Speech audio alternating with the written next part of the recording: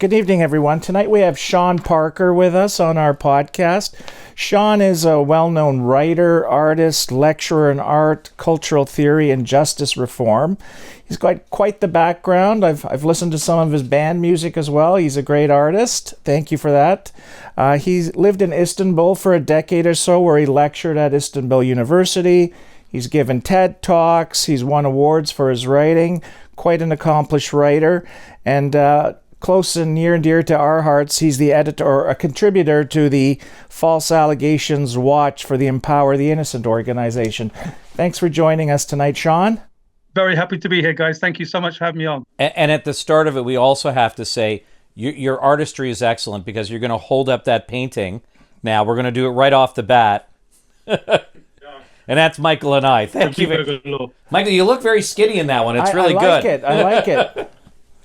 Thank you so much, Shawn. I'm sure it'll be at Sotheby's in a few years. Fingers crossed. So it's a delight to have you on. And, we want to talk a little bit with you about something that's obviously been very interesting to you to follow, is cancel culture, and how it's still alive now, and how it sort of impacts with what we discuss, and how it plays out also in the arts. So why don't we turn it over to you to take us through some of the stuff that you're looking into and following very closely. Yeah, sure. I'm sort of these days, I'm a bit more of a member of False Allegations Forum, which is an extension of False Allegations Watch and Empowering the Innocent, and FAF kind of attempts to connect all of the British areas of justice reform and wrongful convictions and false allegations into one group, helmed often by Dr. Michael Norton of University of Bristol, with whom I work closely, Patrick Graham, who's a very outspoken person on the men's rights movement and things like that, and there are other characters in there who all play a part in it, and I'm a part of that, in order to connect the conversation to the media and to cancellation in the arts, because I'm also a member of the Academics for Academic Freedom organization here, which is big and growing for obvious media reasons. We're all spotting what's going on, and the sort of stories that you talk about on your podcast so popularly over here impact the lives of academics. Mr. Lawrence Patihis, you had on recently, and he's a hero to all of us, for example, and some of these other characters you have on. We follow them closely, we share, we dissect it all in the False Allegations Forum. So it's like a tie-in to all that, and I'm interested in the impact that has on the arts and on free speech and on people's lives. So what are you seeing happening in the UK then? If a person's met with a false allegation of any sort, it's used as a lever to have other things in their life ended. And so that could be the allegation in itself, whether it be sort of sexual or fraud or anything else, anything salacious. And the more salacious, the better. And then the media will operate on those levers in order to have them taken from power, but have them demasculated or whatever else needs to be done to them. And that's become so obvious over the last couple of years, and in the last 10 years, the Me Too thing, of course. And Mr. Johnny Depp was a great barometer of what's actually going on. That's been very useful for everyone, hasn't it? Right. Yeah, and I'm curious because we've seen a little bit of since the Johnny Depp and a few other cases, we've seen a slight shift, maybe backward away from sort of the precipice of where we were with canceling people. And there's been some notable successes in that regard. But are you seeing that in the UK, or is it getting worse? And there's just something that's hit the news lately over the last day or two that you were talking about before you just came right on the podcast. I was actually talking to Dr. Michael about this a couple of days ago, in that since 2020, since COVID or whatever 2020 means, there has actually been an improvement in things in terms of full exonerations, things getting like the other end of the cycle, like the postmasters scandal we had here, worst miscarriage of justice in British history. That's massive news and a big TV program. Mr. Andy Malkinson last summer, who was spent 16 years in prison because of a rape that he didn't commit, and all of this stuff. And that was a huge story as well. And all on the back of Depp, Kevin Spacey, of course. I wanted to mention that because that was a full-on trial. Right. With multiple allegations where he was acquitted. And, of course, it's very similar to Canada, where we don't know what the jury's actual deliberations were, but I thought that was a bit of a watershed moment in the UK with somebody who was high profile, where there was, very damaging allegations, where the media was all over it. He was canceled, and then we had that acquittal, which I thought was an important moment, at least for, justice in the UK. You'd think so, wouldn't you? Yeah, it was a great part I do. sort of time for the arts. He came out and did a amazing speech in, I think it was a Kicking Lear thing in Yeah, some I saw that. That was great. actors thing. It was just brilliant to watch, because he's bringing innocence art, which is another of our sort of projects, into. He's saying, I'm an actor, and you've made me act this. I had to, and he wasn't at court when he said, "Did I reach out when I was lonely?" Yes, I did. Incredibly moving stuff. His lawyer did a storming job, and he was acquitted twice in America and then in the UK, because whatever he was doing back then, when he was drinking too much and things, didn't reach the standard of sexual assault which one would expect. And like the tone that you cover in your podcast, usually when it's like, how on earth? It looks like in that court, it was like that. The atmosphere was correct, and the fact that he had to pay back Netflix, well, whoever the company was, millions of pounds for a thing that he wasn't in or something. I hope he's got all that money back. And that cancellation was just revolting. It felt revolting at the time, and it was great when he was exonerated. And so we were talking about, when we brought that up, there have been a number of these cases. So has there been a bit of improvement with respect to that in the UK? On the high profile, it's these cases appear to be slowly. These big actors, some sense appears to be getting into the courts where it doesn't exist in the media. But when they are exonerated in this way, the language, which thanks to X and things like that, we're all starting to deconstruct the language of the media. We're all aware of how they're written, which means that they're not having the impact that they once did, which is epochal. It's very, very important that happens, because people should be critically trained to read the media, because we all know that we're being torn 6 different ways. Is it changing the life of the common man? It's always hard to tell, because the common man usually scutters away to try and get on with his life, and that's an endless story that we can't do anything about, but encourage them to be more open about what's happened to them. But it sounds, Shawn, like this hasn't filtered down to the broadcasters and I guess the employers. Sounds like they're taking still a shoot first, ask questions later approach. I would say so. DEI, diversity, equity, inclusion, has been exposed as a problem, and it's been kind of claimed that it's a right-wing stance to be anti-DEI, but it's increasingly become a pro-rational stance of any left-right. Loads of left-wingers that I know are tired of DEI and say that it's got to end. The Harvard thing affecting all that.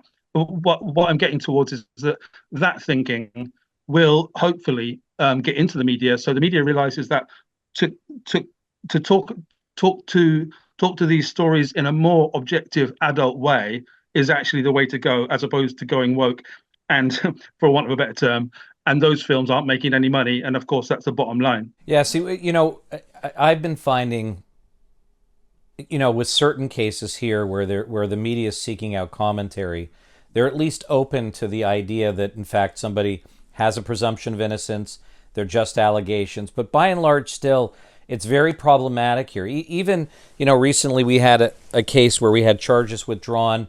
A client was prominent, and there was reports in the media, and we're having the hardest time getting it changed. They certainly won't take it down, but it's just updating it. That's part of the problem, because I still see that throughout the industry of media, whether it's print, which if anybody reads it, online or where they're not caring about the end result, and out the gate, it's very ferocious at the beginning, which, like you said, winds up damaging everybody's lives, and that's why I was very curious following what work you're doing and how it is unfolding in the UK, because there's been some dynamic things going on there. Still a problem though with the media. How do you try and deal with that in the UK? Resilience. Resilience in the face of what is clearly a lever of power, which we've always kind of known that's the case, But it appears, and people haven't still been able to answer me exactly why, over the last 10 years, precisely 2013-14, Obama's second term, that things ramped up at that point with all of the right stuff, with all of DEI, trans, Me Too, racial stuff. All of that seemed to get amplified into craziness, and it can't all be Elon Musk coming in. He's come in to say that's enough, you know. So it's we watch those things with a sense of powerlessness, with an awareness that innocent until proven guilty is only now in words. I don't know about there, and I don't want to be negative to our audience, but we're all aware that it's just not the case anymore. If the guy's in the dock, it's guilty until you prove him innocent, and that's an inversion. It filters down everywhere. I'm dealing with a case now where a young student was suspended from school for 20 days as a result of a girl claiming a year ago he kissed her. And it was interesting, the language in the letter from the principal when I was doing the interview with the principal at the investigation, where it is said you have done the following: sexually assaulted a girl. And the first question I asked of the principal, doesn't it bother you that the key word missing here is allegedly? And then she sent a follow-up letter today, and she's quietly inserted the language allegedly as we're moving through the issue. So it's interesting how the language of allegedly seems to be or have vanished, and we have to fight to make it come back. You know, it's a shame, because there wasn't a necessary sort of awakening where there were people who were suffering in silence, there was abuse, and there needed to be a maturation of how we view violence and sexual violence. No doubt about that. Right. And so there was a lot of value that came in through the Me Too movement and through, at the beginning, you know, DEI. But then it went to a completely, you know, far crazy zone. And I thought it was coming back a bit, but I'm seeing a little bit better in the media, but we're still facing on basic levels like universities, schools, and then with the public themselves, because of how they get fed through the media, understanding that we have to look at these things objectively. And reporting has to go back to, in my opinion, objective reporting, as opposed to always inserting opinion and drawing conclusions based on very little. I mean, I'll just say at least one of the stations here has a former officer as a reporter. He does a very good job of always saying allegedly, has to be proved in court, but that's few and far between. It really is. What was the recent what was the recent issue you were talking about now? Somebody's just being deplatformed now in the UK for saying something, and he's a free speech sort of advocate. Right. We're talking about Mr. Lawrence Fox, who, for those who don't know, he used to be a big actor in the UK, popular and very mainstream, normal. And then in 2019-20, he went on Question Time on the BBC, and he was called out by an audience member who was talking about him being a racist, and he just turned it back onto her and said, "No, you're the racist here." And this is the first time it's ever been heard on the BBC, by all accounts. And the next day, he was dropped by his acting agency. He's a famous and rich actor from a rich family, the Fox family. They're big here, and all of his opportunities went away. He's a very outspoken guy to the point that he can't help it. He's like a sort of Tourette's free speech. Well, we all need filters. And he tweets however he wants. And the fact is, loads of free speech people love him because he does actually say it as it. He's set up the Reclaim Party straight after that, which is about reclaiming culture from DEI. It's very anti-trans activism, not anti-trans people. You know, that difference is massive and important. I don't know anybody who's anti-trans people, but loads of people are anti-trans activism. And we are slowly seeing how the Equality Act has been used to do whatever you want in not an always positive way. And that's the radical feminists down to the trans activists and everybody else. And you hear on a weekly basis of abuses being carried out in power by these people. Mr. Lawrence Fox yesterday didn't actually win, but there was in court he was accused of being a racist by two Stonewall people from Stonewall, the gay thing. Because everyone calls Lawrence Fox racist all the time. He turns around to them in a tweet a couple of years ago and says, "You're a paedophile then."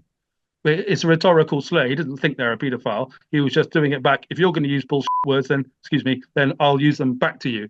That was tossed about in court. You guys will love it. And the judge yesterday said, we can't say that they were incorrect to call you a racist. And so Lawrence comes out and does his entire speech to camera. So now he's going to appeal for like the 8th time or something, just for a little potted history on what's happening with Lawrence Fox, who's always at the edge of the headlines. Thank God for those people. And it's interesting, our sensitivity levels have become so fragile, unfortunately. And we have to be careful to protect, people's sensibilities and what's important to them, and try and not be denigrating. But our sensibility is so fragile now that you can get sued or canceled or complained about for almost anything if they just don't like what you say or they're hurt by what you say. And it's something we got to overcome as a society. And for some reason, I seem to think it's like we have it all too good in the Western world that these are our biggest issues, even though there's a lot of going on in the world that we need to pay attention to. And frankly, people are, I'm sorry, I'm talking a lot, but people are struggling in our economy. We've got a lot of issues, and yet everybody snaps over things that really you should just be able to take a step back and just like, all right, let me just assess it for what it is, or if I don't agree with what he says or I don't like it, I'll move on. But we get complaints and get litigious, and it's the whole social media thing. We're victim culture, right? But what I'm interested in with you is that a lot of this you see play out in the arts, and there hasn't been a lot of talk about how it impacts the arts, and we see now that this was an actor, who's well known in the UK. We've seen what happened to Kevin Spacey, but it's tough to speak out even in the arts, and you can disappear from the scene and be deplatformed. Can I just ask you a bit for your contributions to the False Allegations organization? Are you following anything in particular, or what's your contribution? I'm just talking about what you may be following and how that organization's operating. The False Allegations Forum incorporates FACT, which is the Falsely Accused Kind of Carers and Teachers org, which is the oldest here. It's about 20 years old. And FASO, the False Allegations Support Organization, and Empowering the Innocent. They're all somewhat distinct with slightly different profiles. With FACT, it was about the paedophile panic of the 90s and that kind of thing that you'll recognize. And those stories they're not over by any means, and there's all kinds of accusations, but they're not as chronic as they once were. We're dealing with the long tail of these things and having to help the people who are falsely accused. And I'm very much about conflict resolution, and I keep trying to push all of these debates that you just mentioned earlier, people not getting agreement. I'm quite into agreement. Loads of people disagree with me about conflict resolution, but I mean, it's the kind thing to do. It's the Christian thing. It's the mature and the Western thing, and everyone has their own little angle that they're pushing through. And at the moment, there's lots of Odette Van Rensburg of Dogs on the Run film wants to make a new film. She makes loads of really good short films about basically about feminism, gender feminism, not equality feminism. Equality feminism good, gender feminism bad, in my personal. And Odette thinks that too, and she's spotting what's going on in the emasculation of culture, tying in with the problems that they bring, and lots of the things that we're witnessing. Nobody really wants to talk about this elephant in the room, do they? And it's me neither, but they've bought it and everyone's silent on it, and that's not the way dialectic should be, in my opinion. So I don't think I quite answered you there, Joe, but no, I mean, it's an interesting thing, but again, I'm big in favor of civilized discourse. That I'm a big one about, I like conflict resolution. I like about sitting down, talking. We may not necessarily agree, but we can talk as human beings and try and meet some sort of a commonality and understanding. But I'm interested in, just simply because of the False Allegations Watch and organization, are you seeing any type of coalescence in the UK of various organizations that are operating, looking for false allegations and are posting information? Are they coalescing and cooperating? Because we're still struggling here to get more of an organized movement. We've spoken about how we're trying to work with an academic to get some actual data and study going, but it's still, there's various groups, but we're not a homogeneous group yet. Is there any movement to that in the UK? Yeah. I think that I hear exactly what you just said, and we get lots of people from all over the world, Spain and India, particularly Argentina, chronically hit by the things that we're talking about here. I think basically it's because they have more gender feminist academics coming through the ranks into positions of power. They're more strident. BAF, which incorporates all these things, is actually quite dynamic because we've seen an incredible uptick in false allegations or spurious allegations. I often put it as false convictions. Just all the stuff that you guys talk about with the memories, the memory syndrome. Kevin Felstead had to change his a charity. We try to put all those into our meetings and to find a way forward to talk to the media properly in an informed way and fearless as much as we're allowed. But there's always a different theme, and I am always watching the media to see how they're treating it, because I don't like to be in the shallows, in the murk. I like to be forward facing and going, shall we talk about this? And that's apparently as much of a threat as anything else. And we're in the moral right, though, right? Yeah, and I think it's a matter of maturation. I think it's a matter of time until these things become much more matured. Shawn, this has been very interesting. We're on Zoom, and I know it's late there, so we're running out of time, but this is very interesting. I think we're going to follow some more stuff in the UK, and we may email you some stuff and ask you to come back on to talk about what's going on in the UK, because what we like to reach out now to other jurisdictions and get opinions and have some thoughtful discussion. So I think this is great, and don't be surprised if we reach out to you again, Shawn. And it's always great communicating with you over the platform. Absolutely. I'm absolutely happy to be here and happy to come back again anytime you like. Great. You'll see another email from me soon. Yeah, and there's that picture. Thank you so much. Thank you. It's wonderful. I love it. Take care, my friend. Thank you so much for joining us. The UK I think that they're certainly ahead of us. Right. Because they've been dealing with false allegations better. Mm-hmm. There have been some prosecutions for people who've been false. We dealt with those. We've dealt with them. And they have some fairly significant organizations that are compiling information and sharing information and getting it out there. And I think, as part of what we want to try and do is reach out. We have viewers from all over the world, and I think it's interesting, I'd like to reach out to the UK, aside from the UK, to Australia and other jurisdictions to see what's going on there. Because I just think it's interesting to hear from other jurisdictions. It's on my things to do list. Okay, pillow time. Pillow time. You just love hearing that, don't you, Marcy? It's not bedtime, honey. It's not bedtime. No, not yet. Ready? Yes, please. Don't forget to like, comment, subscribe, and share, folks. Where's your pillow? I don't know. It's right here. There it is. You always hug the pillow. Thank you very much, everybody. And again, keep coming with those comments and questions. It's great for us because it leads us in different directions, and we really love it. So thank you very much. Good night. Thank you. Good night.